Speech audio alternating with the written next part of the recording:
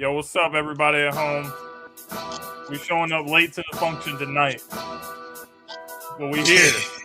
It's another episode of the Gauntlet show on Sideline Network. I'm your host, JT. I got Denzel Snipes, Detroit Dom, and JJ Jenkins in the house tonight. So, what's up, fellas? How we all doing? And you guys ready to talk about some more playoff football tonight? Yeah, absolutely, man. That actually was one of the better wild card weekends that I think we've seen in a minute. And yeah, we've got a hell of a divisional round to talk about. So yeah, let's get to it. JJ, what did you order to eat, man? I don't know, but I can smell it. No, I just had some chicken tenders, and then I have a double cheeseburger waiting in here. Woo! Damn, that's a lot of protein, baby. Woo! You getting fried. You getting fried after the show.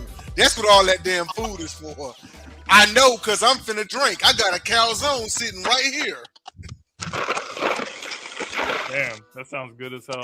You know why? I might be back on the Uber Eats after the show. You know, when I used to be a kid, when I was a kid, I was such of a glutton that I used to get so hungry watching cartoons, and like they're eating like the cartoon burger and chicken and steak, and I used to be like, I wish I was getting like 5,000 burgers all at one time like them, because it was. I got a new idea. For the show. This just came to me. Because remember how back in the day, JJ would do the segment for bet prop of the week or whatever? Yeah. But he said he's doing the bet cleanse right now. So we should replace it and let JJ do a food review live on the show. Why not? Do like scale 1 to 10, like take one bite and like give it a number of how good it is. Yeah, and to let people know, hey, if you're ever in the DC area, this place over here got some good, whatever. Why not? You already know all the good spots. I do. Everybody knows the rules. Sort of. Portnoy. I do want to let you know. I do want to say one thing. It's not a bet cleanse because I just like to enjoy my break. I don't like going. I have been doing the sports betting since like 2019, and when I first started, I was doing it around the clock, 24/7. Now I would say about 2 years ago, I started to kind of take these breaks. And so, to your point, a little bit of a just a backing away, but sports betting is exhausting. It's exhausting. And so, and it's ruining sports. 100%. And so, I kind of feel it's kind of a conflict a little bit because I see how it's ruining the sport. But Did you hear about this shit with my alma mater? Yeah, but for me, it's just I guess I'm so old school, and I'm not bad at it. You know what I'm saying? I'm not bad at it, so it doesn't bother me because as much as people are having problems with things, I wasn't having issues with like the point shaving of players and stuff because through the betting, I look at the game different. So all in all, I say that to say, because I am going on a tangent, it's one of those things where I'm just like, hey, I'll be back at baseball. Trust and believe, I'll be back at baseball. I like the better when it's illegal. If I'm completely honest, and I told my friends they didn't believe me, the one sport that I love and the one sport that I enjoy betting on is baseball.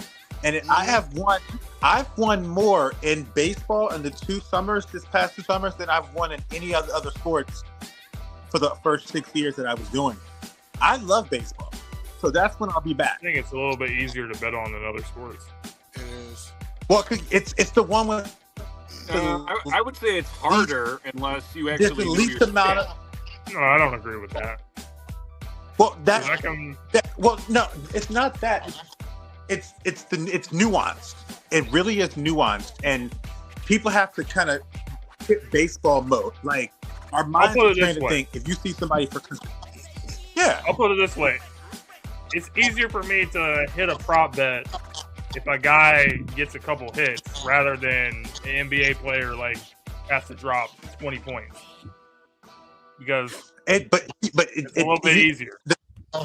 I will tell you, I will say this, and I do tell people, anyone that wants to do betting, I'm like, you have to look at it more from a tactical standpoint and not as what you actually may personally think of the player. Because that player very well can get, let's say, 8 rebounds in the game, or let's say 25 points.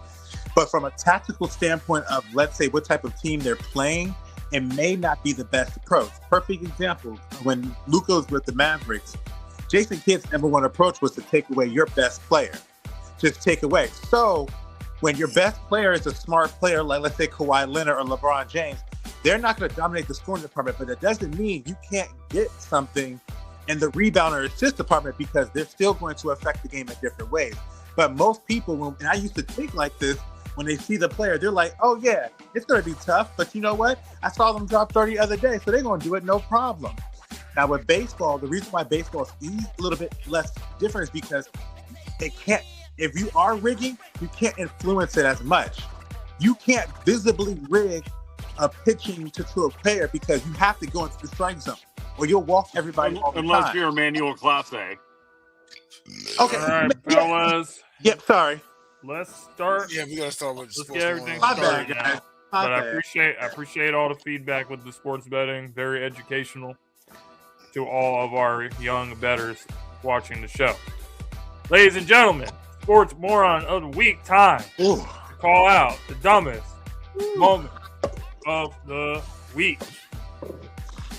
Who wants to take the first bite of the apple?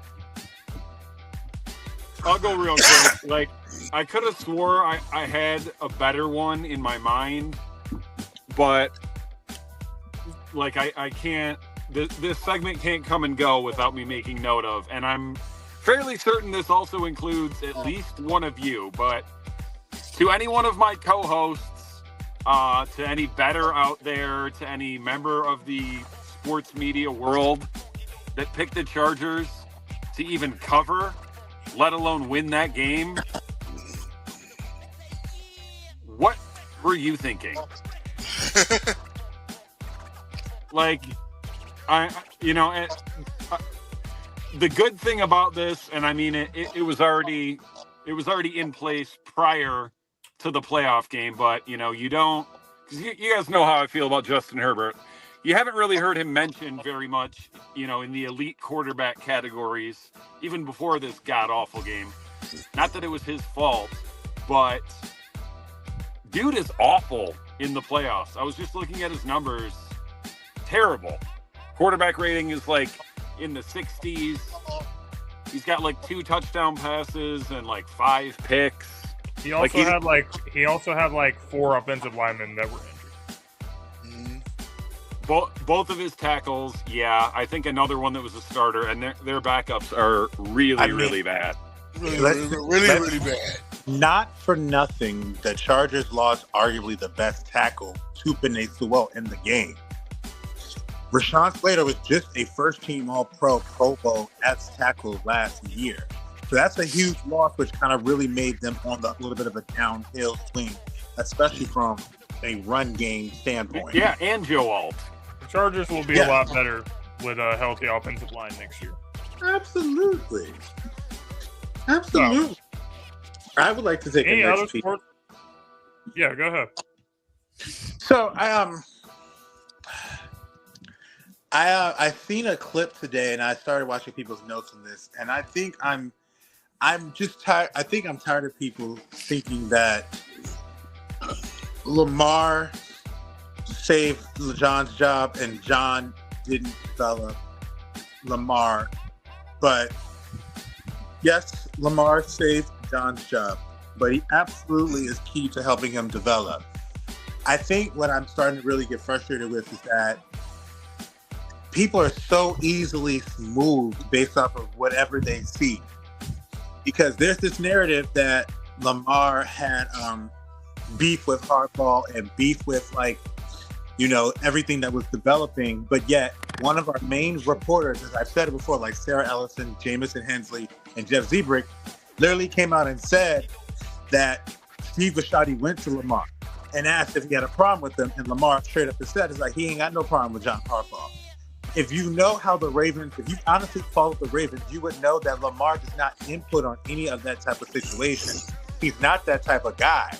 But what I've learned is like maybe you guys just like you can't survive without anything that's negative, that's positive. If it's not negative, you have a problem. And in this breakup with this team, it wasn't a negative one. Yeah, it hurt because probably John wanted to retire here. But it wasn't as if that Steve literally delivered it in a way that it would have made John feel like, oh, I don't have respect for this man. John's going to be immortalized in Ravens history for the rest of the time that the team has been around. And they never had an issue. Because Lamar knows John, and there's a very detailed ESPN article about this. John changed his entire framework of how he approaches everything because he believed in Lamar, and it made them so much stronger. This team didn't get to this point off of just Lamar doing his theatrics alone. John very well had a lot to do with it. So y'all just got to chill out, because at the end of the day, it says a lot that you can't survive without saying something negative about a situation. You're trying to spew something out. But it is what it is. Supposedly, I heard that Lamar might be involved or have like put on the next head coach. Like, do we think that's true? And should he? It depends. I don't personally. Yeah, he's going to have some input. He's not going to make the decision. What the Ravens owner said. I don't really know. I don't really know if that's the case, because even Ray Lewis didn't have any decisions on anything like that. I don't necessarily know. I think they're going to look at they'll probably look at what they know Lamar likes and what he likes to see in the offense because of based on what they've seen from him. But no, I think that because Lamar doesn't overstep. Lamar's not. He'll always be like, "Yo, yeah, I like him. Yeah, he's cool." He'll make if they do go in a way where it influences him, he's not going to come in and say, "Yeah, I want this guy." Let's say you ask him a question about how you feel the person, and based off his excitement for that person, and say, "Yeah, I want him," or something. That would make them do the decision. You see how it's not necessarily demanding it, but it's like they're taking it into consideration on their own volition. Right. All right, Jay, it's your turn now. I didn't have one necessarily. Really?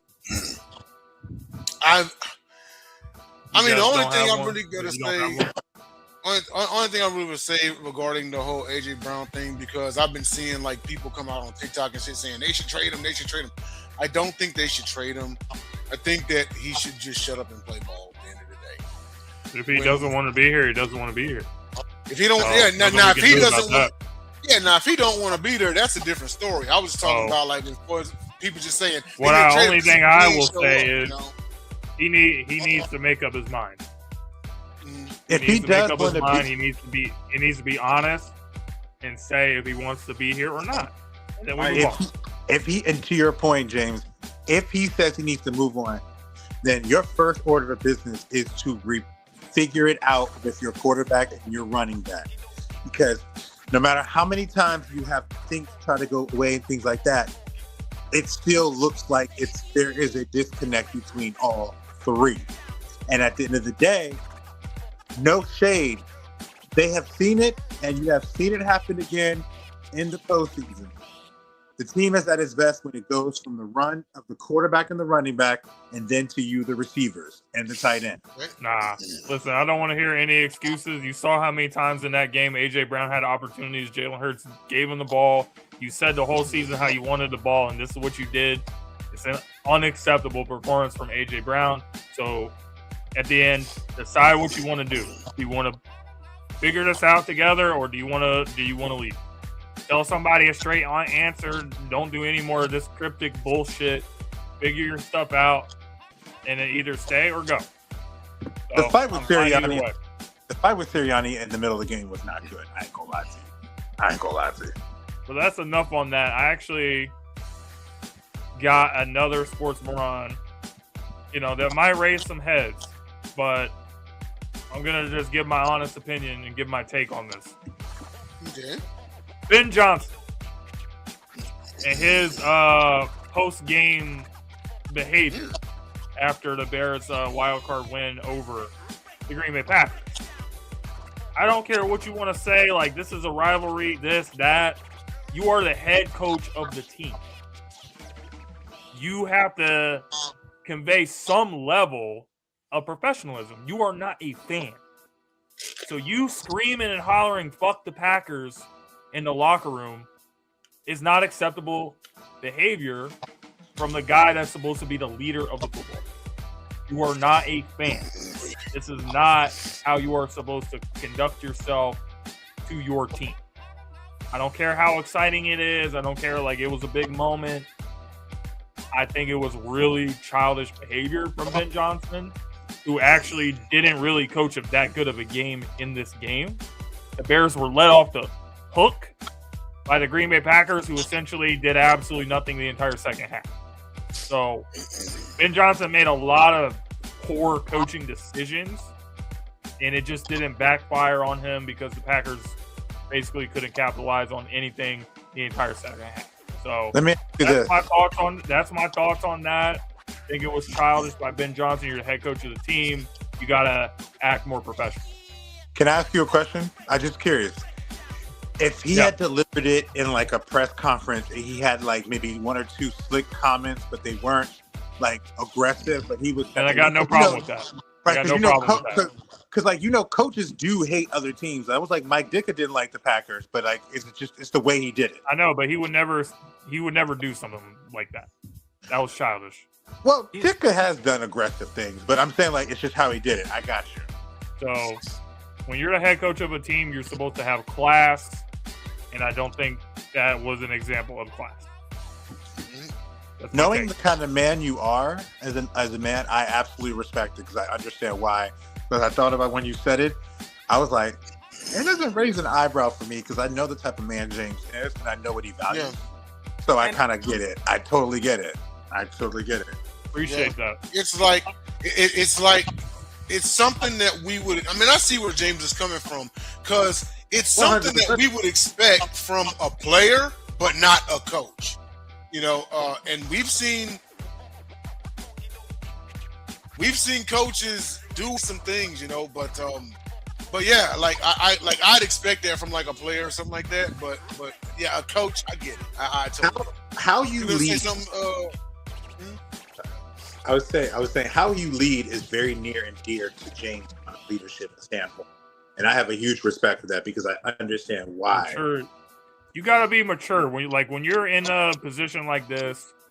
You gotta be mature because you're representing the whole organization. You're not just representing yourself.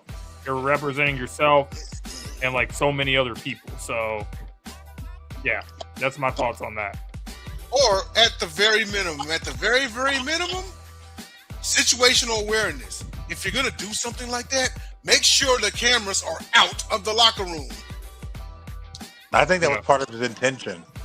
Oh yeah, he did it so it would be covered on purpose. Like there's should be covered. Yeah, and I can see that angle too.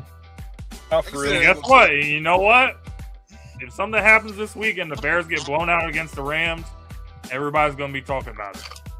Yep. So let's see what happens. All right, Gauntlet Grinders.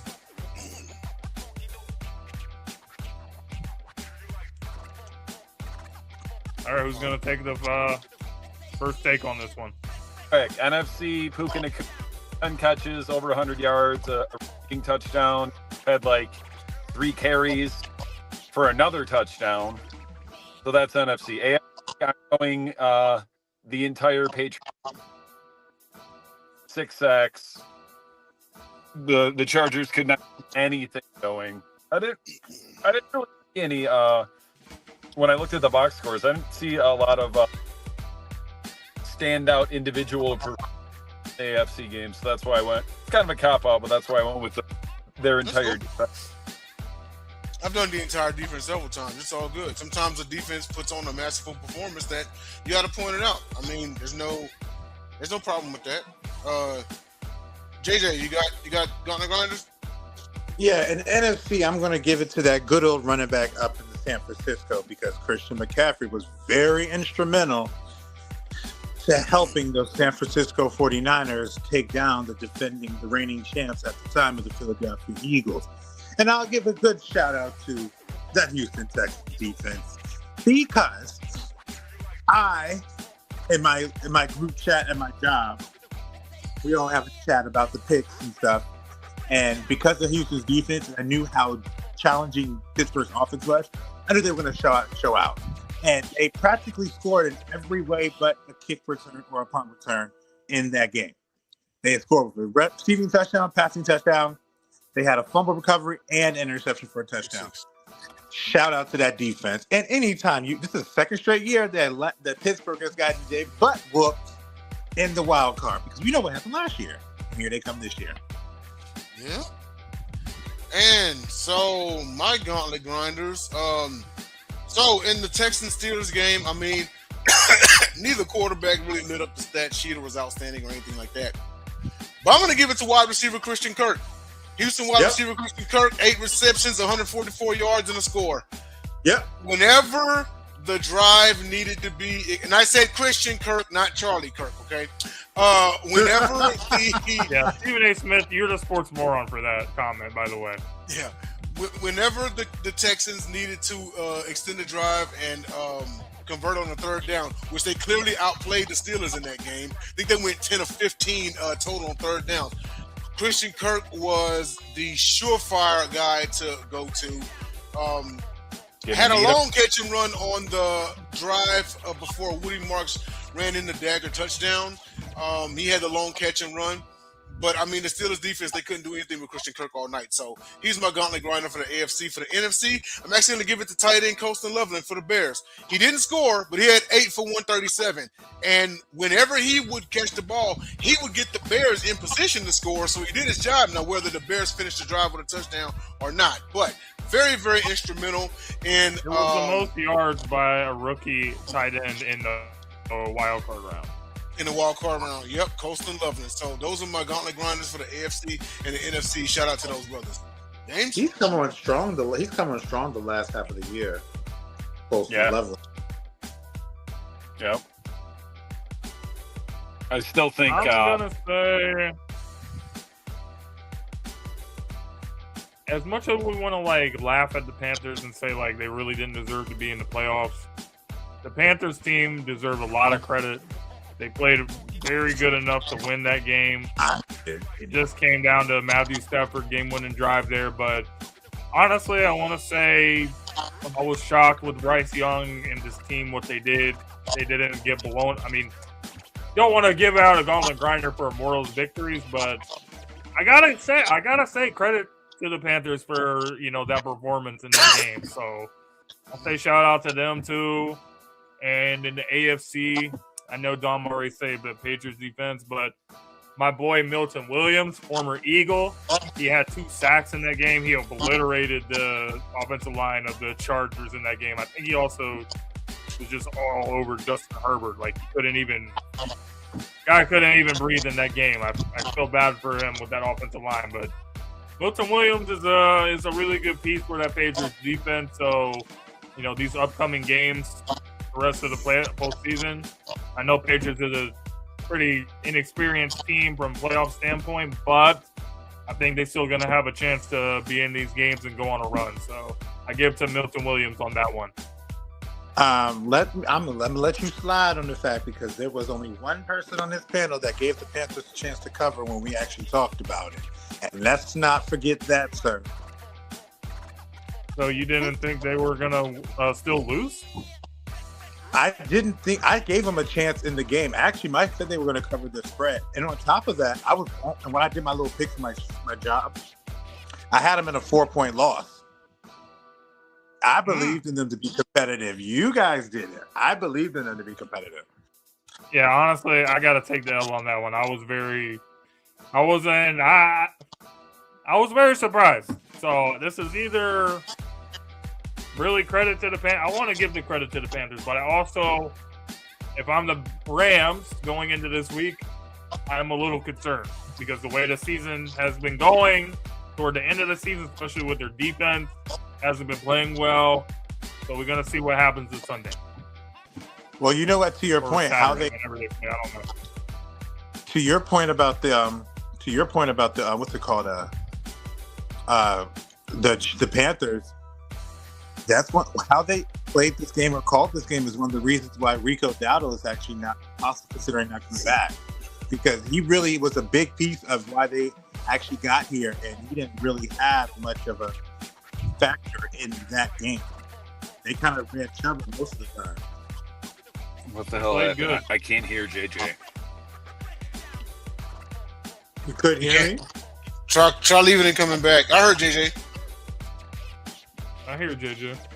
I'm about to say I ain't touching Right, my phone. I guess that's all we got for Gauntlet Grinders, folks. Yep. Well, do you know ball when we come back?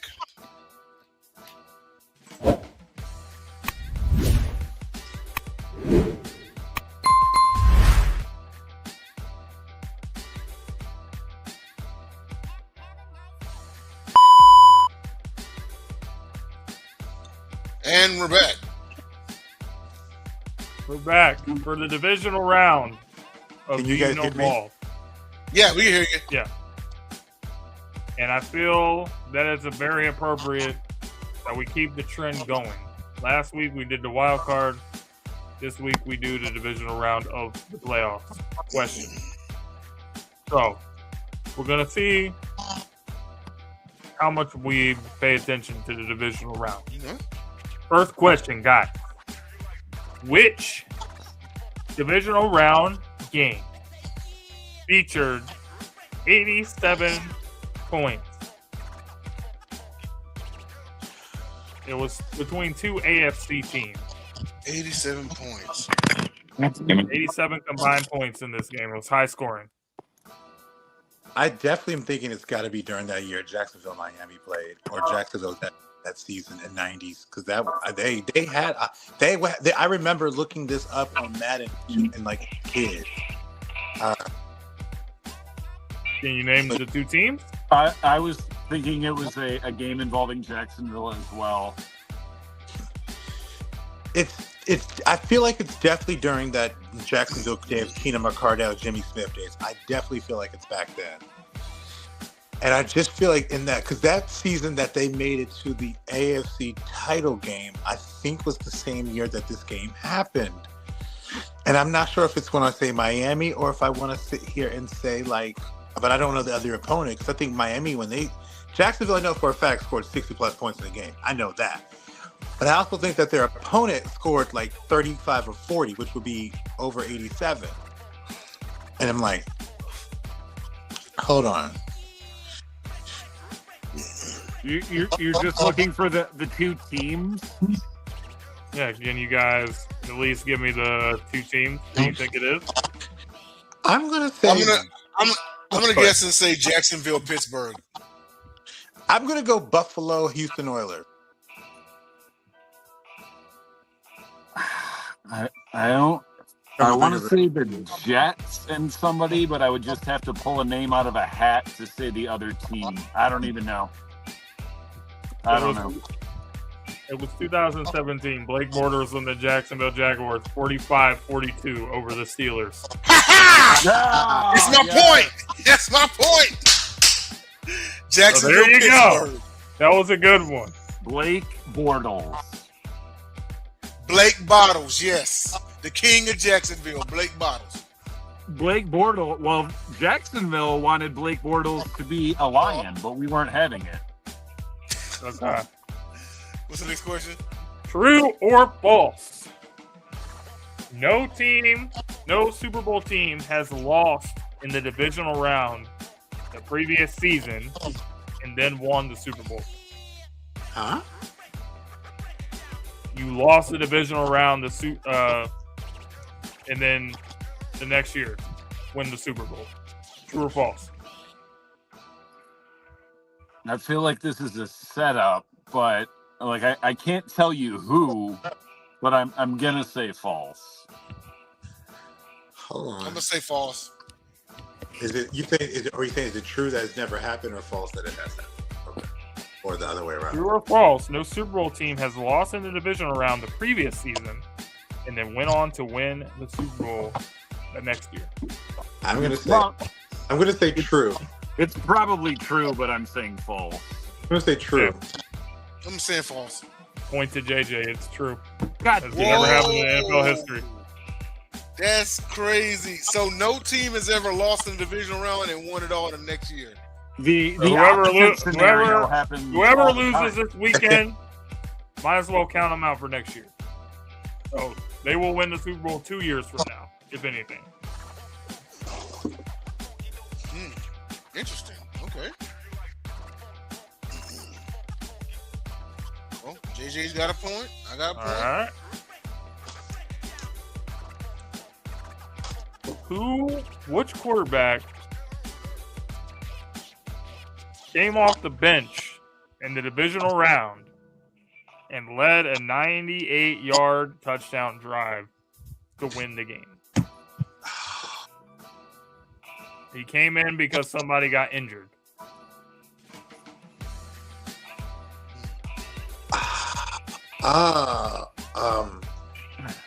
Why do I feel like this is a Steeler? I feel like It's not a Steeler. I think. Thank God. Okay. For some reason, I'm thinking check down Chad. Hold on. Pennington? No, Chad Henne. Oh, Chad Henne. Oh, okay.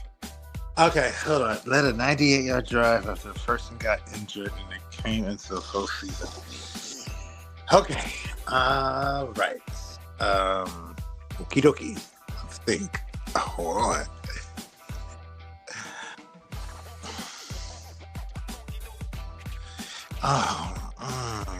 Or I don't know if that was the divisional round or the wild card round. Killing me. I hate this. I don't know. Hold on. What quarterback got hurt? The other person came in. Led a game-winning 98-yard drive. Oh my! I don't think he said game-winning. 98-yard drive. He said 98-yard drive to win the game. Okay, to win it? Drive. Yes. Oh, and then I don't think it is Chad Henne. I'm gonna. Gosh, I forgot. I'm gonna. I don't know. No, they lost that game. I'm about to say no, not TJ Yates. They lost that game. No. Gosh. You got me. I ain't got anything. I'm just curious to hear the answer. Yeah, I have no idea. It's Chad Henne against the Cleveland Browns, I think. He should get the point for that, though, because he did guess it. I did. Wow. And then he said it wasn't. Back in the game. He took his answer back. The hell no, I didn't. I said Chad right. Henne. Which divisional round game included a massive 70-yard clutch play to keep this team's postseason run alive? Can you name the player and the team? He had passed away, but rest in peace to Jacoby Jones, Mile High, Denver Joe Flacco, taking that thing to keep it to the intercept, to go to the end, and to go to overtime where Corey Graham gets interception on Peyton Manning, and we win the game. And won the game. Wait, and notice Raheem Moore wasn't the same after that play. 70 yards. You said to keep the game alive? Kept the game alive. Okay, so... Yeah, JJ, because that was a fourth down, wasn't it? Fourth down. Yeah, I think it was Jacoby Jones. Jacoby Jones is dead? Yeah, he passed he got like 2 years ago. I forgot. What happened? It was the tragedy. I don't really remember, but yeah, it's tough. That's my answer. I just recalled it in my head because I remember that. I think that's my answer. I don't have a guess. Way to give JJ a layup on a Ravens player, though. I could be wrong. It's just what I'm guessing. Well, I got more. Don't worry about it. But it was Jacoby, just so you know. It was. And can you guys name the matchup that featured two quarterbacks 40+ years old in the playoffs? I think I know one of them, but who was the other guy? And the same playoffs against each other? You got to give me both quarterbacks to win. They're both 40+ and face each other in the playoffs. In the divisional round. It was a divisional round game. Maybe was it Joe Montana? Was it Joe Montana and Rich Gannon? I know Rich Gannon made the. Don't overthink it. I think it's Joe Montana. Gannon wasn't 40 at the time. I thought he was. I don't think Gannon even played until he was 40, and by the time that he did, he was in the AFC. Yeah. Right. And Montana was retired by then. I thought Montana retired in like 2000. Yeah, but Montana also played in the AFC. Montana was on the Chiefs. Man, Montana retired in like 94, 95. Okay, then never mind. I'm not thinking right. Okay, hold on. Yeah, Gannon was in like his third year. Let me take that back. Okay, in their 40s. In their 40s. He was pretty old back then. It wasn't Marino. He retired before 40. It wasn't Kelly. He retired before 40. It wasn't hold on. I think I know one of them, but I can't.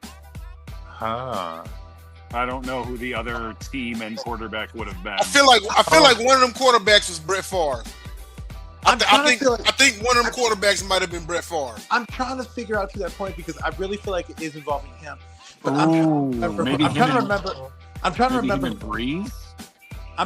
Breeze was still young. Remember, Breeze was still young. Kurt Warner was old. Think back at the tail end when he was in the Packers. Right, but Kurt Warner was old when he got the Arizona Cardinals to the postseason, but I don't remember exactly how old he was. He wasn't in his 40s. He wasn't. I don't think he was 40. All right, hold on.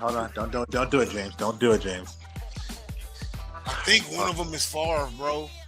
I'm thinking like the last year that he was in. All right, you gotta give me the other guys up. You're gonna have to give me the other guys. You want the point. They ain't beating the divisionals that year, man. I'm gonna say Favre and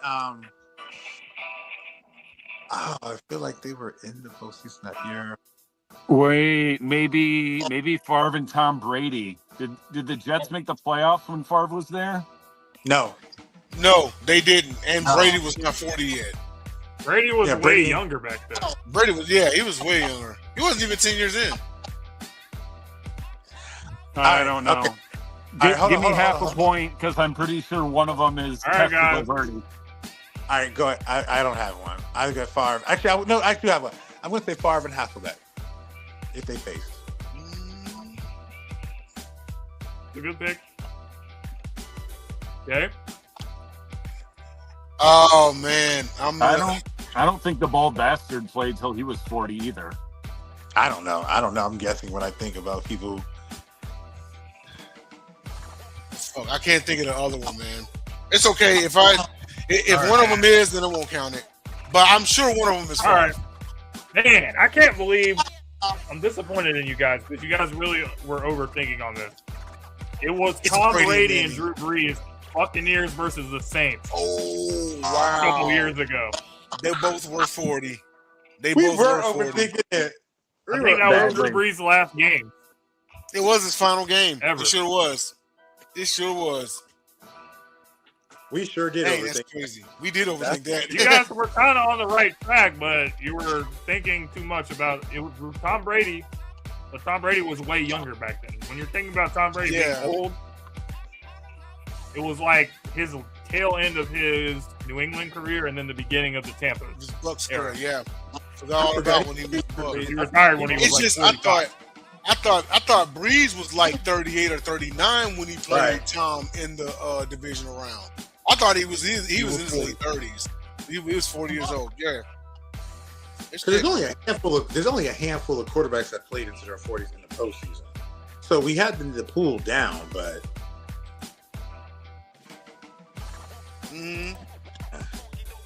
and you know what I was thinking, JJ? Because I was like, man, I bet it was Brett Favre. But I was thinking back to the 07 playoffs. I was like, who did the Green Bay beat in the divisional? And I couldn't think of it. And the crazy thing is they lost that year because they lost to Eli Manning. They lost to Eli. All right, guys, last one. I only want to do one. More. I only want to do one more.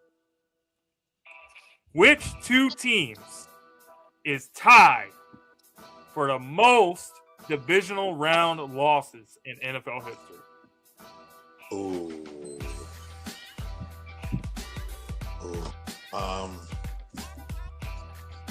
Two teams. Both of them are in the NFC. Oh. Hold on. Cowboys are one. Because they talk about it all the time with them. They talk about it all the goddamn time. And Cowboys are one. I think the Detroit Lions are two. Hell no. I think Dallas. But it's most consecutive divisional losses? No. Most losses in NFL history in the divisional round. Oh, dang. Let me change. I don't know if it is Dallas anymore. Probably. But I'm going to say Dallas and the 49ers. No, not the 40 goddamn Niners. I'm going to say them. I think and the Cowboys are. Bears. No, Lions. No, damn it. I don't know. God dang it. No. He just said like three. Right. I'm going to stick with my original two, the Dallas Cowboys and the 49ers. Remember what I said on the last question, guys. Don't overthink this. If you know ball, you're going to get this one right. Such a gaslighter. Cowboys, I'm pretty sure he's right. I think the other one is the Packers. No. Maybe not. I don't know. I'm going to switch. Actually, no. I'm going to switch it. I'm going to say Cowboys and Redskins or Commanders. Ooh. Could be that. That's what I'm going to stay with. I'm going to stay with both of them, too. I'm sticking with Packers. All right, Jay. You're up. James put so much pressure on us. Don't overthink it. Come on, guys, you got to guess. I mean, if you know the teams that lose and choke, you should know the answer. Maybe. Oh, now Jay is totally out of the pressure, man. He disappeared. It was too much. Maybe we remember, but we don't remember where we've seen it, but we don't remember. But where'd Jay go? He's Googling it. All right, I'm back. Did you guys give the answer? Not yet, man. I'm waiting on you to give your guess. Man, I'm gonna say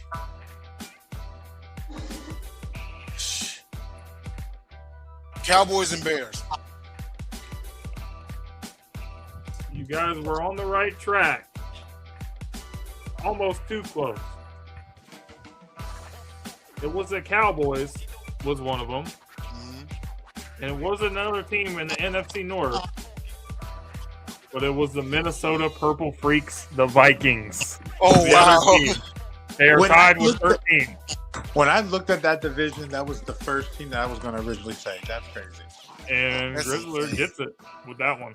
Yep, Grizzly guessed it. All right, guys. That was fun. But that's Damn it, now I can't. What the fuck? Yeah, where'd he go? Anyway, time to make our picks for the divisional round. Yep. Looks like we got the divisional round preview. So we're just gonna go down. So Saturday, so tomorrow at 4:30 p.m. Eastern, we got Bills at Broncos. James, let's start. I'm riding with the Buffalo Bills in this. Broncos is the number one seed. Everything, but I'm still not really sold on them, man. Like, I don't look at them and say, yes, this is a Super Bowl team.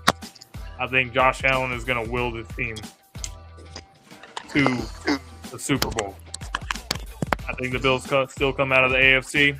I think it's going to be a big performance by Josh in this game. So I'm rolling with the Bills. All right. I don't know what's going on with the dumb shit, bro. Man. I'm going to take the Bills also. I know the Broncos are coming into this game, the AFC #1 seed, and this is essentially supposed to be their get-back game because in the first round last year, it was Broncos at Bills, and after an opening drive, Nick's long ball TD, it was all Bills, and they ran them off the field. I think this one will be a lot closer. Mile High is going to be electric, but at the end, I actually trust number 17. Bo Nix has done his thing this year in close games, don't get me wrong, but Super Josh at the end of the day. I'm going to say Bills 30-26. Give me one of those funky final scores. 30-26. JJ? I'm going to go Broncos because I do trust Sean Payton in this situation. I do trust his ability to try to bring out the best out of his offense in a situation like this against a good defense. And if you do know, the defense of the actual Denver Broncos is pretty tough. I'm going to give them the win. I'm going to give them a win 31-27. Okay. Dom, who you got? Bills or Broncos?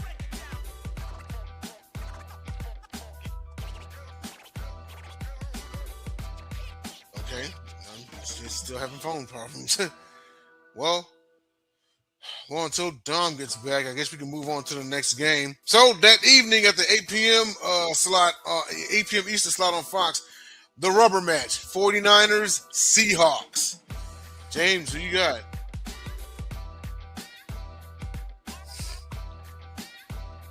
I think from a coaching standpoint, the Red Cowboys got the advantage. Mm-hmm. But from a team standpoint, Seattle got what it takes to win this game.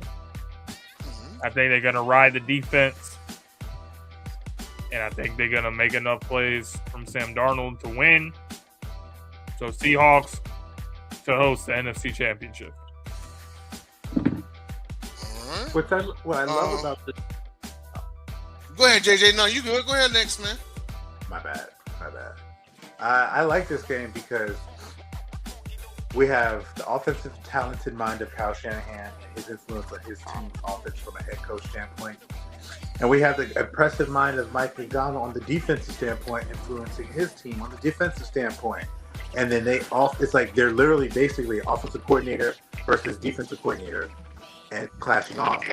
I'm going to give it to the 49ers though, because I do think that I think that they're the type of team that knows how to win in the postseason. They've done this quite a few times with many various different groups, different lineups, and still been able to generate and get to the Super Bowl. Haven't won it yet, but they've been able to get there. I think they're going to be a different one this year. I think they're going to actually do a little bit better than they did the last time they played each other. And I think they win this game 28-24. Okay. Tom, can you hear us? Yeah. Okay. All right. Bills Broncos. Who you got? Bills. Bo Nix is not that guy. Okay. He said Bo Nix is not that guy. And then 49ers Hawks.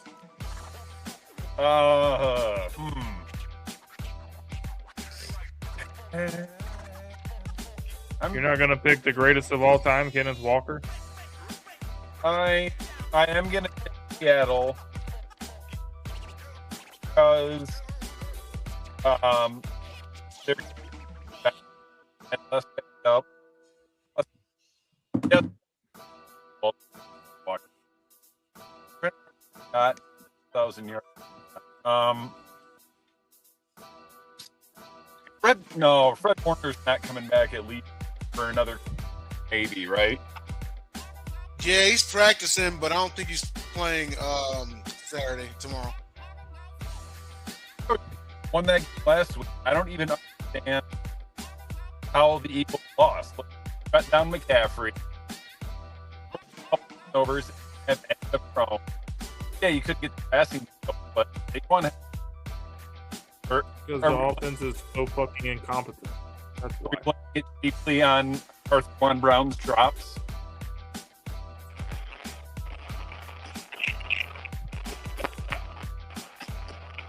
It's Arthur Jawan.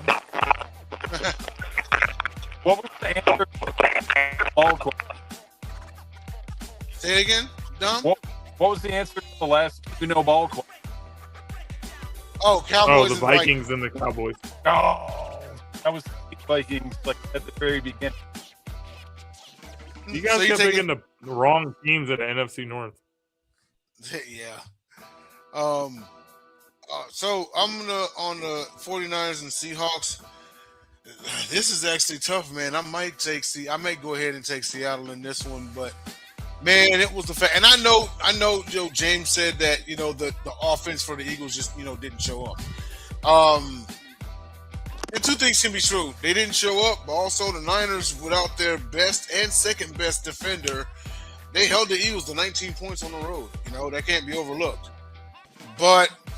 And even though Sam Darnold has yet to win a playoff game, he's got to bust his cherry sometime. I'm going to take the Hawks to win this one. Although if this was in Santa Clara, I probably would have taken the 49ers. But I think the Seahawks do just enough to win. I expect another low-scoring game. Instead, I'm going to say 17-10 Seattle. And Seattle relives memories of actually, no, this is the divisional round. But they relive memories of the 2014 NFC Championship game. The place is going to be loud and everything, facing a hated rival. But yeah, I think the Hawks get it done. Next game.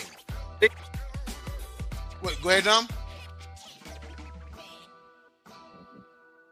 Hey, Dom, we can't hear you.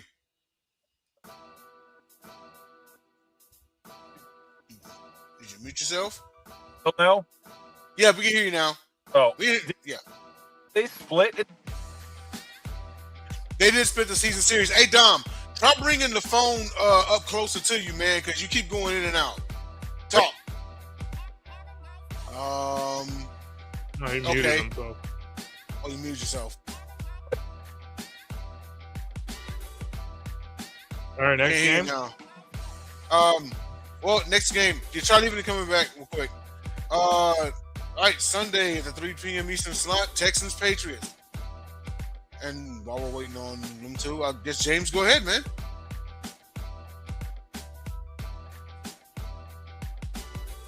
This is tough. Of the two quarterbacks in this game, I will lean more to Drake May because I think he's more consistent. But man, that defense with the Texans is legit. So, you know what? I'm gonna pick the Texans to win this game. I think Drake May, he's gonna make some mistakes against his defense. What and the fuck? You're gonna get a couple turnovers.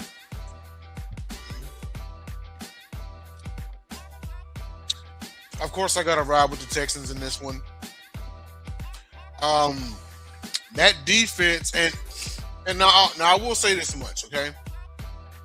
Because the Texans defense, you figure they clearly were the stars of the show in the game against Pittsburgh. One thing they got pointed out, and one thing that can't keep happening is C.J. Stroud he was responsible for 3 turnovers. He had 5 fumbles, 2 of them lost, and he threw a horrible interception where he should have ran the ball. I don't know what it was, man. But when no one's open, he's not afraid to run. For whatever reason, he would not run the ball himself against Pittsburgh. I don't know what it was. Bless you. Thank you. But I do think that the Texans do enough to win. I think the Texans get a key stop toward the end. I'm going to take Texans 24-21. Also, it'll be good. Stephon Diggs playing his old team and everything. But, yeah, the Texans, C.J. Stroud has to be a little more careful with the ball. I think he's going to do a better job protecting the ball this time around. And once again, the defense just shows up, man. The funny part about this is C.J. Stroud doesn't even really have to be rookie Stroud. Just don't lose the game. Obviously, we're running the football well. When it's third down or whenever he has to throw, Stroud can make his throws, the defense can do anything it takes to get to the Super Bowl. So, but we got to take it one game at a time. So I expect the defense to put some heavy pressure on Drake May to lock down the receivers and such. Now, if the Patriots win, they earned it, you know. But outside of that, I'm going to take the Texans in a close one. I'm going to say 24-21. Dom, who you got? I'm really not sure. This is what I was trying to say earlier, but I didn't want to spoil it. You're going to need another big game from Christian Kirk because no Nico Collins. Goes out, yep. That defense is crazy, though. But yeah, that's the other thing. Like, as atrocious as the Chargers' offense was, they forced a couple turnovers in that game and still couldn't get it done. I think it comes down to that, the turnover battle. Although that didn't seem to be the case in multiple wildcard round games. Like, man, how do you lose that game when you didn't turn it over and you forced multiple turnovers? But I don't know. I don't love either one of these teams in this game. Although, even though I think the Patriots are probably going to win, I'm going sentimental pick. I'm riding with you and your Texans, Jay. Give me the Texans. All right. One thing that is worth noting. The New England Patriots only faced a top 10 scoring defense once this season, and in that game, they scored 16 points. Yeah. Didn't the Patriots finish in last year? They had 4 wins last year. Yeah, they were in last, so they get the last place schedule. Yeah, it's hard for me to buy the Patriots, but Drake May has looked pretty poised all year. Yes. Yes, he's gotten some MVP nods. And speaking of MVP nods, our last game at the 6:30 p.m. Eastern slot on NBC, we got Rams at Bears. This one's going to be a tough one. James, who you got? We're on with the Rams, baby. Yeah. Ben Johnson, you're going to sit your ass down after this game, all the stuff that you were doing. So, Matthew Stafford is only 1-9 in cold weather games, but I guess he's going to be 2-9 after this one. I'm calling him to dice it up, throw it to Devontae and Puka Nacua, and Ben Johnson. Sit your ass down. Go Rams. Dom? Yeah, much has been made of Stafford's record outside when it's cold, but how many of those games were when he played with the Lions? Like, I don't know that the Rams have even played but maybe 1 or 2 games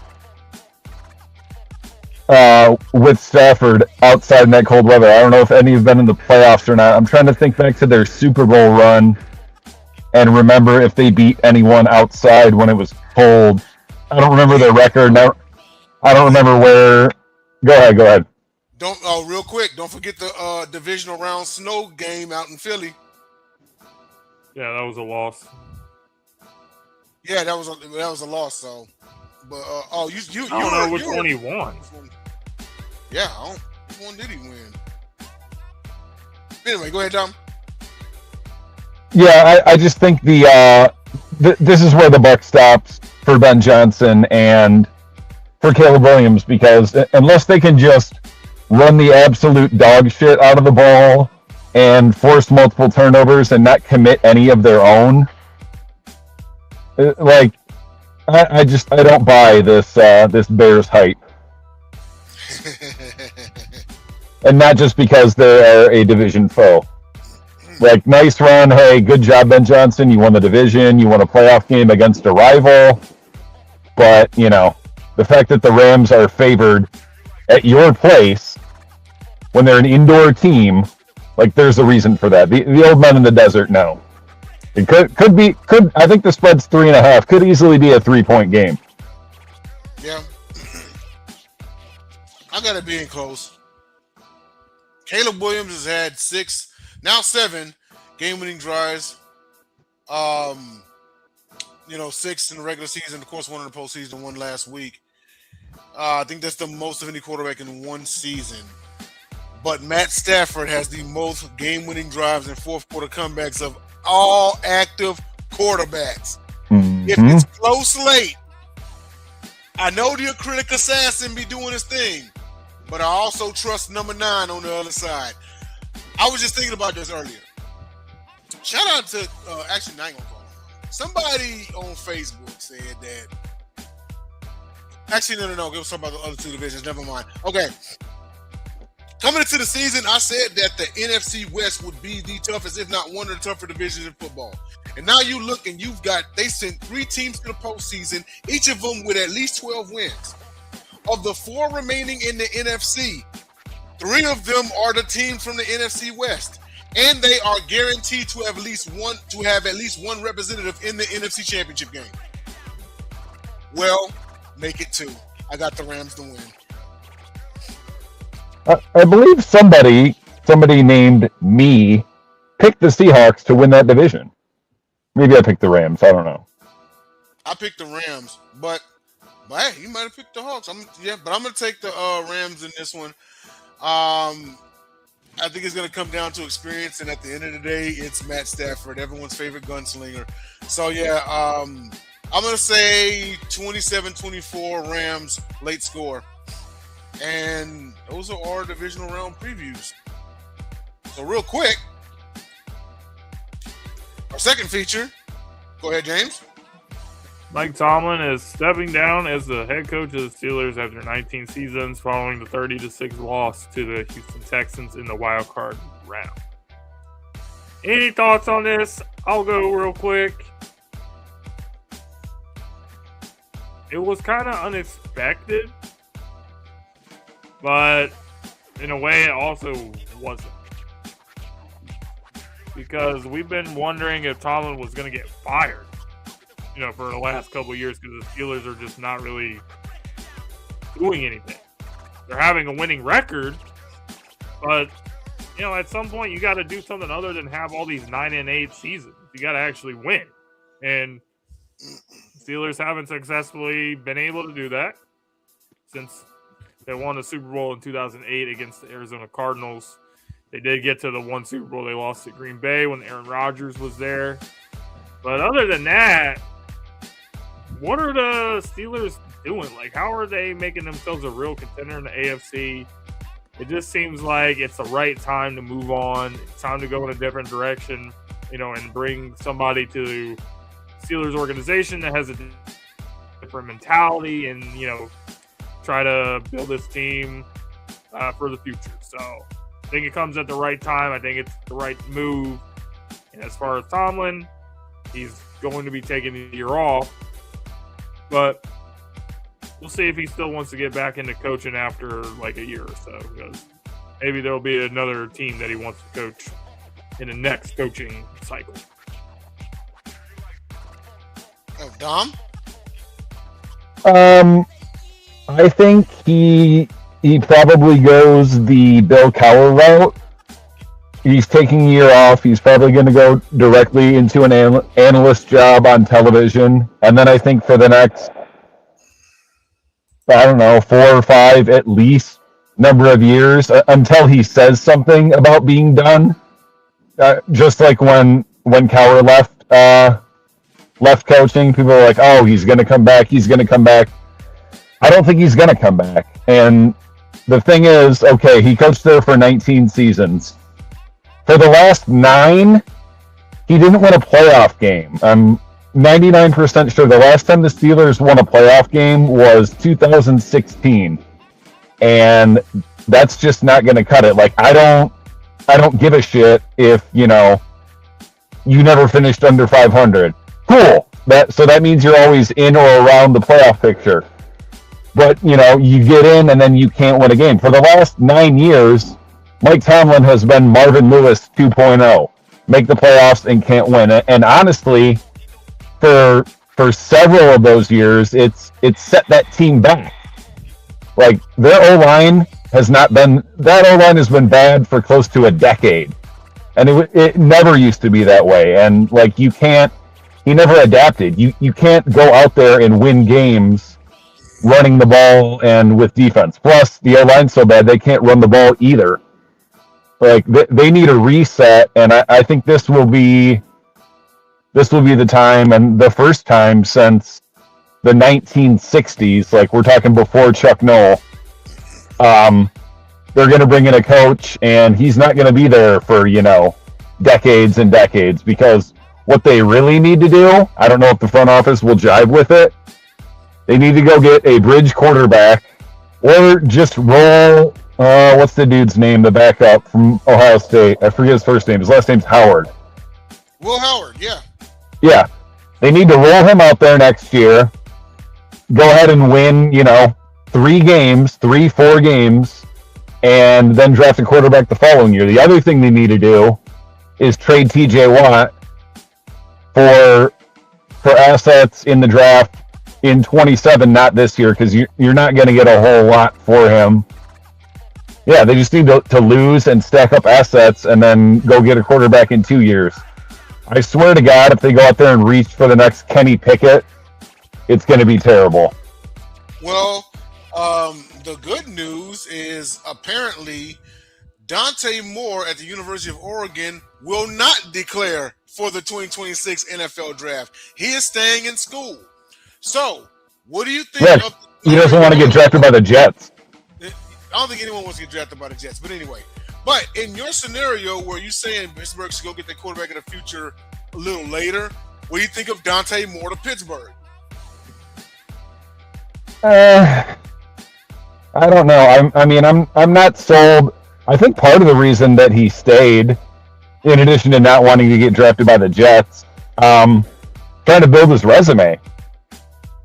Like, none of these... This is a very, very weak quarterback draft class. None of these guys have a resume beyond 1 year, and, people forget, or some of them just don't know. Dante Moore started for a good portion of the season prior to this year at Cal, and he sucked. Yeah. I think it's a good thing for Pittsburgh, but they need to change the way that they do things going forward. Yeah. I had said that they needed to go get a guy right now and just have him sit behind Rodgers the same way Rodgers sat behind Favre. Remember, Rodgers sat behind Favre for 3 years. Look how he turned out. So they can go and get somebody right now. Or you know what? Maybe they have a conversation with Will Howard and say, hey, you might be the man. So, we're going to have you learn a little bit more. Because let's face it. They're going to probably trade for a veteran. That's what I would expect them to do. They're not the type of team that just like, yeah, we're going to play the young guys. Nah. You're going to go bring someone in. Yeah. They rolled with Mason Rudolph a couple different times. Hey, and he won 10 games with Mason.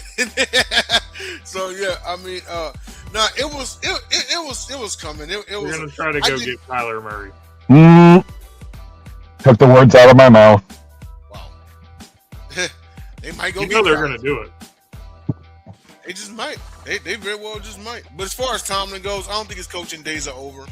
I was trying to think, but then again, I can't see that far ahead as to who would need a coach after this season. I think it might be one of those teams that will hire like a bridge coach right now. Kind of like how, how like the Patriots hired, let's face it, they hired Gerard Mayo until Vrabel became available. He's got a defensive background. Mm-hmm. So he will be the perfect fit to go to the Cincinnati Bengals. Who's this? Zach Mayo? Taylor. Oh, Zach Taylor. Oh, no. Is garbage, and I still don't know how he doesn't get fired. He's got to have some kind of blackmail on the team owner. So I'm saying, like, Mike Tomlin go to the Cincinnati Bengals after, like, next season. That'll be perfect. Interesting.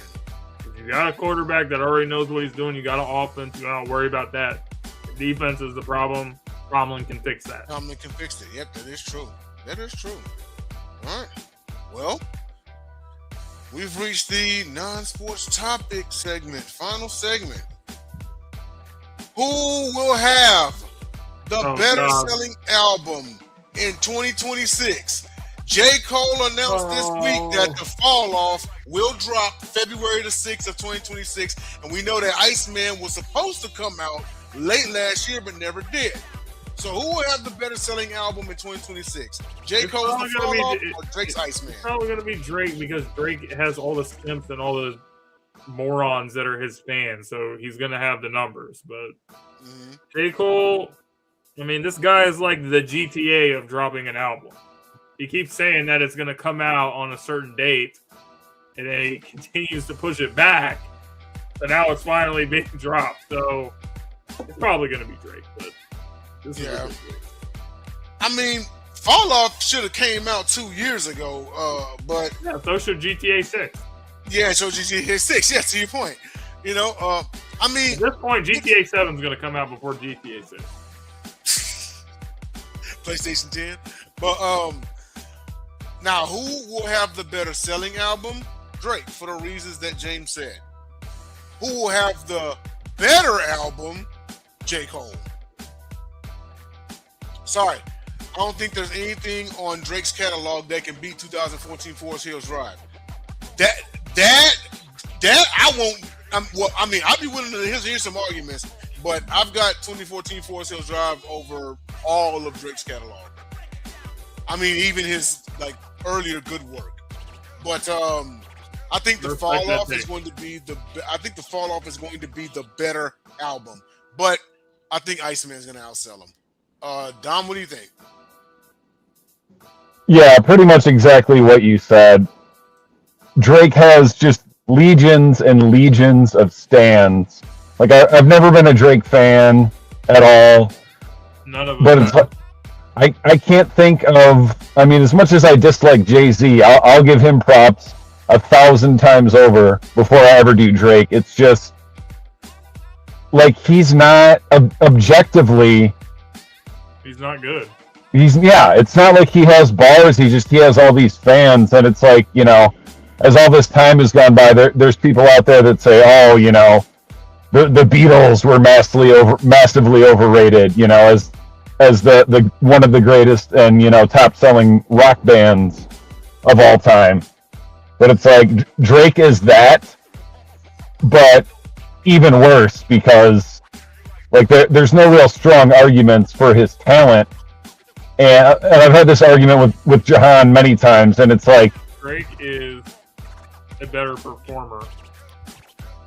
He can do all the stage stuff, but J. Cole is more talented. He's a better artist. Far and away. And popular does not directly correlate to good.